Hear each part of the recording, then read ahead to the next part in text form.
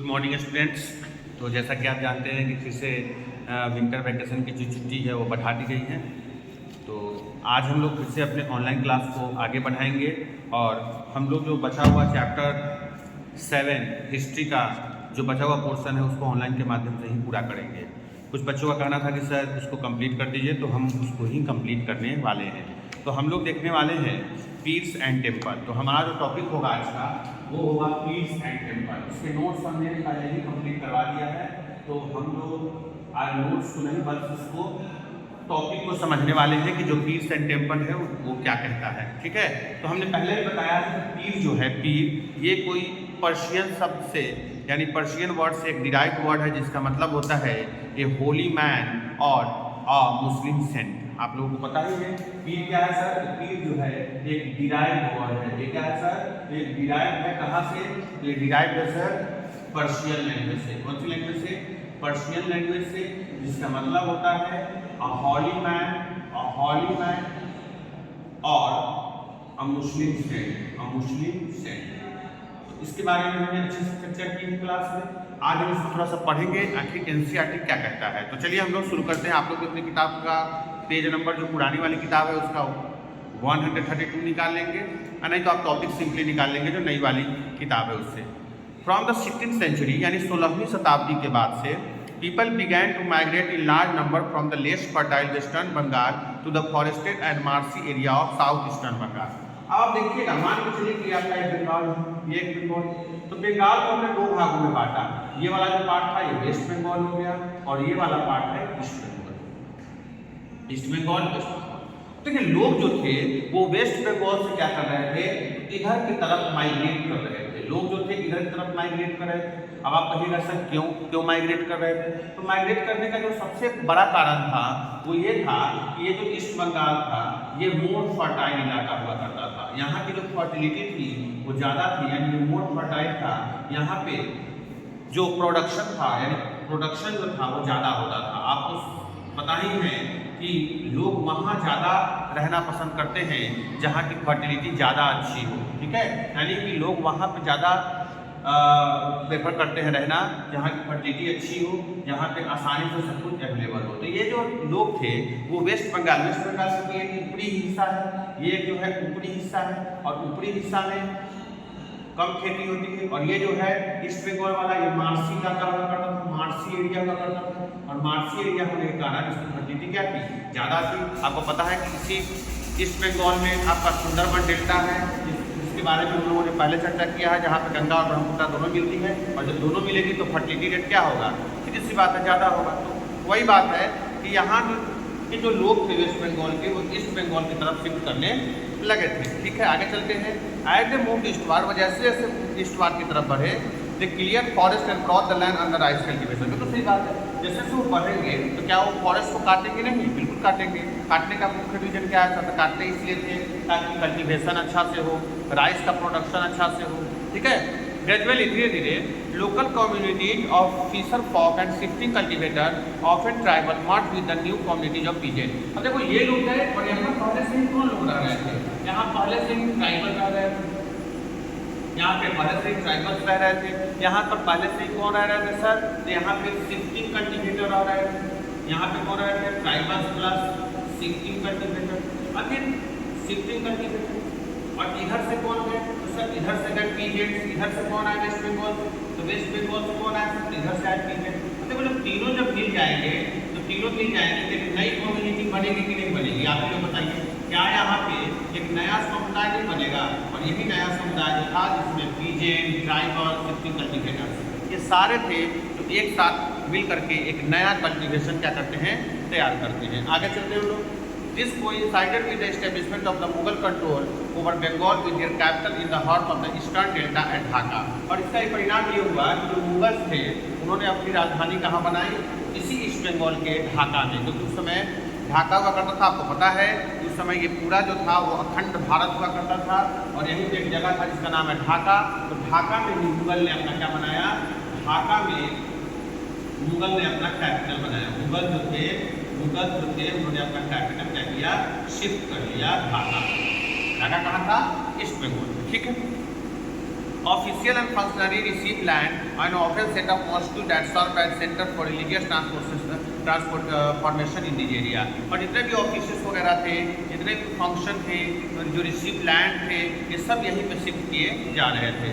उसके बाद कह रहा है the early settler sought some order and experience in the unstable condition of the new settlement. और क्योंकि ये न्यू सेटलमेंट था तो जो अर्ली सेटलर थे, अर्ली सेटलर का मतलब जो ट्राइबल्स और जो शिफ्टिंग कल्टिवेटर थे, इनके बारे में कहा जा रहा है। ये न्यू सेटलमेंट की तरफ अपने आप को एडजस्ट कर पा रहे थे। These were provided by community leader। इनको कौन प्रोवाइड कर रहा था, इनको लीड कौन कर रहा था, तो वहाँ के कम्युनिटी लीडर थे जो इनको लीड कर रहे थे। वो also function as teacher and educators and they are sometimes described with the supernatural power. और कभी कभी इनको जो है आस पड़ोस के जो एजुकेटर्स थे उनसे भी सहायता मिलती थी। कभी कभी टीचर के रूप में भी फंक्शन इनको दिया जाता था। People refer to them with affection and respect as pir. और जो लोग थे वो इनको क्या करते थे, तो जो लोग इनको मानते थे उनको पीर कहा जाने लगा। अफेक्शन एक वर्ड है, अफेक्शन, अफेक्शन का मतलब होता है स्नेह। अफेक्शन का मतलब क्या होता है सर? अफेक्शन का मतलब होता है प्यार, स्नेह। प्यार और स्नेह देते थे, यानी इनको रेस्पेक्ट देते थे, और इसी रेस्पेक्ट के कारण इनको पीर कहा गया। क्या कहा गया? पीर कहा गया। तो ये सब आप लोग एक बार स्क्रीनशॉट या नोट कर लेंगे। आगे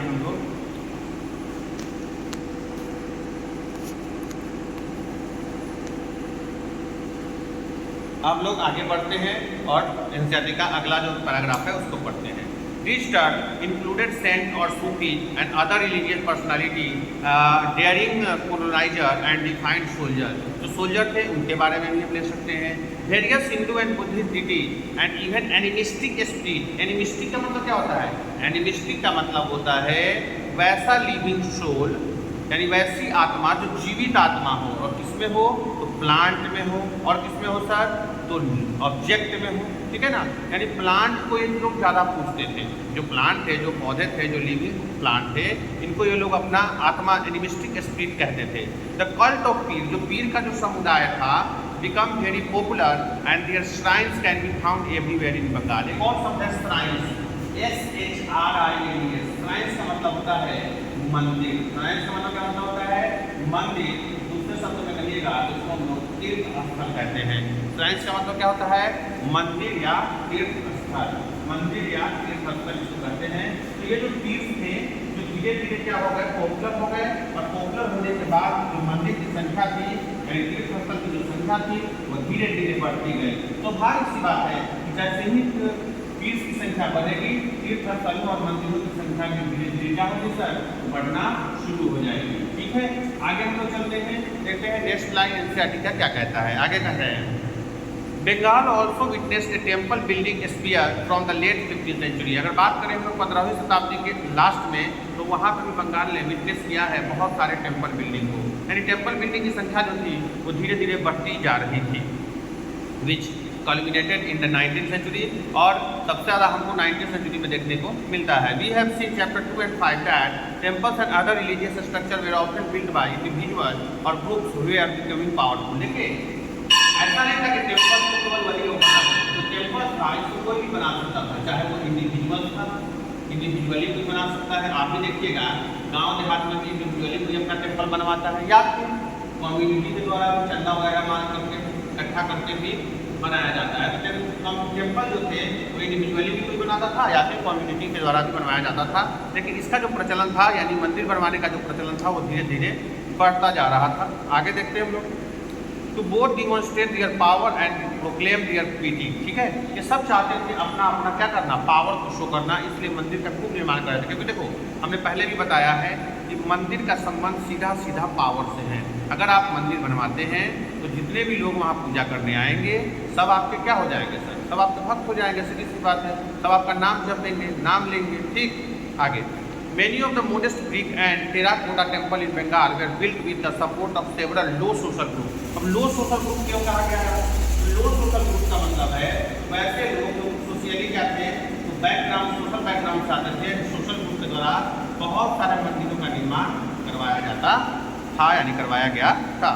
एंड सच है द कोलू, कौन कौन थे इसमें? लो सोशल ग्रुप में दो था, एक था कोलू जिसको वायर प्रेशर कहते हैं, देखिए गांव में तेली वगैरह होता है ना, उसको कोलू कहते हैं, यानी जो तेल को पेरता है उसको कोलू कहा गया। और एक और शब्द है कंसारी, KNSARI, कंसारी जिसको हम कहते हैं बेल मेटल वर्कर, यानी ये वैसे वर्कर थे जो मेटल का काम करते थे, यानी बेल मेटल वर्कर। तो ये दो शब्द, ये दो जो कास्ट थे या दो जो कम्युनिटी थी, इन्होंने सबसे ज़्यादा टेम्पल को बनवाया था कहाँ, बंगाल के हिस्सों में। आगे, the coming of the European trading company created new economic opportunity, और जैसे ही जैसे जैसे यूरोपियन ट्रेडिंग कंपनी आती है वो नई नई इकोनॉमिक अपॉर्चुनिटी को देखती है। Many family belonging to the social group upheld of this, और बहुत सारे जो थे इसके क्या हो जाते हैं, अपहेल्ड हो जाते हैं। As their social and economic position improve, जैसे जैसे उनकी सोशल और इकोनॉमिक ये पोजीशन बढ़ती है, they proclaim their status through the construction of temple, और ये कंस्ट्रक्शन ऑफ टेम्पल को क्या करते हैं, धीरे धीरे बढ़ाते चले जाते हैं। ठीक है, धीरे धीरे क्या करते हैं, बढ़ाते चले जाते हैं। वेन लोकल ड्यूटीज, जब हम बात करते हैं लोकल ड्यूटीज के बारे में, ड्यूटी आपको पता है, ड्यूटी का मतलब देवी देवता, लोकल का मतलब कौन, जो गांव समाज देहात के हो।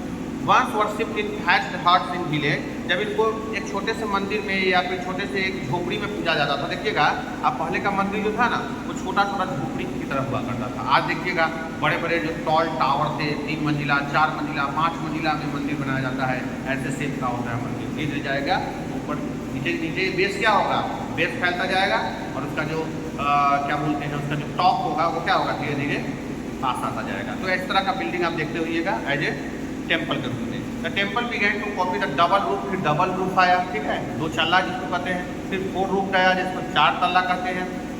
उसके बाद ये इससे हुआ तो थैच्ड हाउस, जो झोपड़ी के मकान थे उससे इसका धीरे धीरे बढ़ने लगा। Remember the Bangla dome in chapter 5, आपने चैप्टर 5 में बंगला डोम के बारे में पढ़ा होगा। This led to the evolution of the typical Bengali style in temple architecture. इससे भी क्या होगा कि टेम्पल आर्किटेक्चर में बहुत बड़ा क्या रिवोल्यूशन देखने को मिलता है। यानी बंगाल में जो टेम्पलों की संख्या थी वो धीरे धीरे सेंचुरी दर सेंचुरी बढ़ती गई, और इसका सबसे अच्छा उदाहरण आपने डोम टेम्पल यानी बंगला डोम के बारे में आपने पढ़ा है चैप्टर 5 में। In the comparatively more complex 4 roof structure, 4 triangular roof placed on the 4 walls moved up to cover on a curve line और ए पॉइंट। आप गाँव देहात में देखिएगा कि ऐसे मंदिर है, और मंदिर के चारों पर से यहाँ से ऐसे, यहाँ से ऐसे, और यहाँ से ऐसे, और यहाँ से ऐसे, चारों के मुँह जो है वो एकदम फटे हो जाते हैं इस तरह से। ठीक है, आप देखते होइएगा गांव में इस तरह का मंदिर आपको देखने को मिलता होगा, जो ट्रायंगुलर शेप का होगा, सॉरी जो स्क्वायर शेप का होगा। ठीक है, कर्व लाइन और a point. Temple were usually built on a square platform, वही बात बिल्कुल बात है, स्क्वायर में ही ये बना होता था, यानी स्क्वायर के शेप में ही। तो interior was relatively plain, interior जो थे वो अंदर का जो था वो प्लेन हुआ करता था। But the outer walls of many temple were decorated with painting, लेकिन जो बाहर का जो सीन था उसमें बहुत सारे पेंटिंग दिखाए जाते हैं। पेंटिंग क्या, देखिएगा सांप का उसमें चित्र दे देगा, ठीक है ना, सांप का उसमें चित्र दे देगा। उसके बाद आपको देखिएगा उसमें भगवान का चित्र होगा, अलग अलग तरह के पूजा करते हुए लोग रहेंगे, यानी जो भी वर्शिप से संबंधित।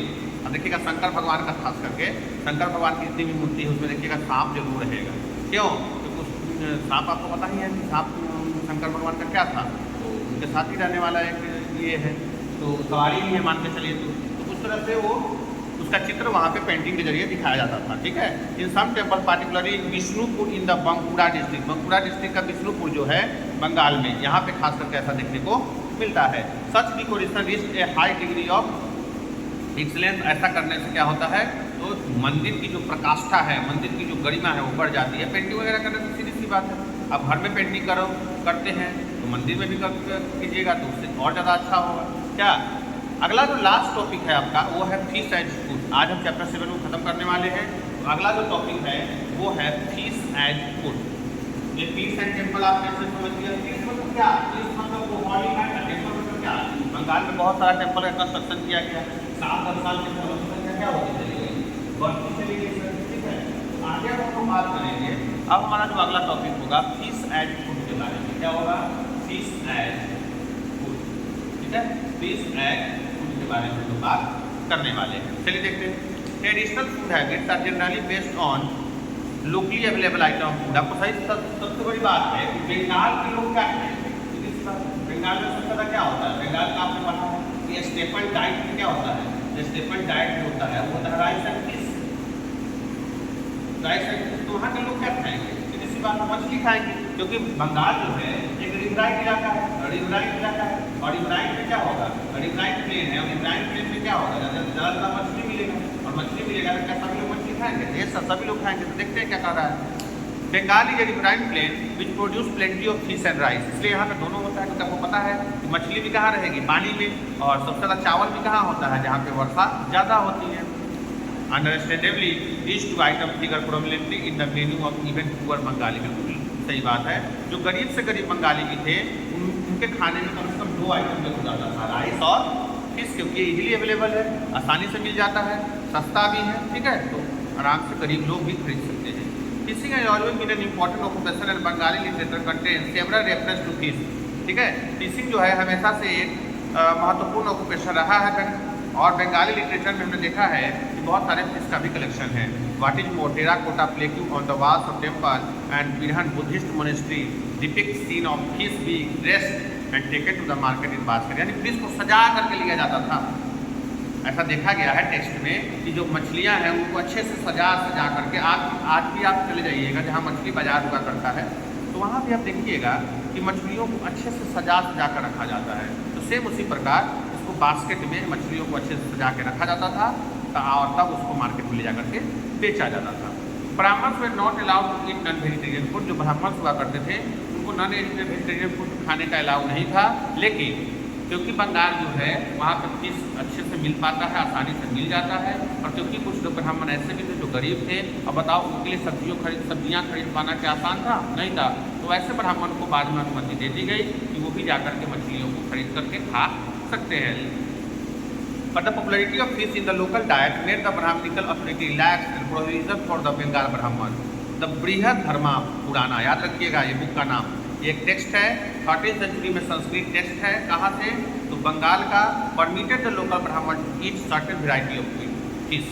ठीक है ना। तो बाद में क्या हुआ कि एक बुक है बृहद्धर्मा पुराना, याद रखिएगा, बृहद, ठीक है, बृहद्धर्मा, ठीक है ना, पुराना। इसी बुक में चर्चा किया गया है कि नहीं भाई, कुछ ब्राह्मण जो है, वो जो है सॉर्टेड वैरायटी ऑफ फिश को खा सकते हैं। क्या कर सकते हैं? सॉर्टेड, ठीक है, वैरायटी ऑफ फिश को खा सकते हैं। सब फिश तो नहीं, लेकिन कुछ मछलियों को ये खा सकते हैं। ऐसा बृहद्धर्मा जो टेक्स्ट है उसमें बृहद्धर्मा जो टेक्स्ट है इसमें इसका वर्णन किया गया है। तो ब्राह्मण जो है वो लिमिटेड अमाउंट की मछलियों का सेवन कर सकते हैं, क्योंकि मछलियाँ जो है वहाँ इजीली अवेलेबल है, और मछलियों के बिना लगभग जीना मुश्किल है। तो ब्राह्मण जो है वो भी थोड़ा बहुत खा सकते हैं, लेकिन उनकी जो खाने की जो सीमा है वो थोड़ा सा शॉर्टेन कर दिया गया है, यानी वो कुछ ही मछलियों को खा सकते हैं। चलिए ठीक है, ये चैप्टर आपका यहीं पे ख़त्म होता है। तो हमने चैप्टर 7 हिस्ट्री को आज ख़त्म कर दिया है पूरी तरह से। हमने इसके नोट्स आपको क्लास में ही करवा दिया है। तो आशा करते हैं कि आप लोगों को ये चैप्टर अच्छे से समझ में आया होगा। तो आज की क्लास को हम यहीं रोकते हैं। कल हम लोग एक नए चैप्टर के साथ, यानी चैप्टर 8 हिस्ट्री के साथ जुड़ेंगे। तो आप सभी लोग जरूर जुड़िएगा। सबका बहुत बहुत धन्यवाद।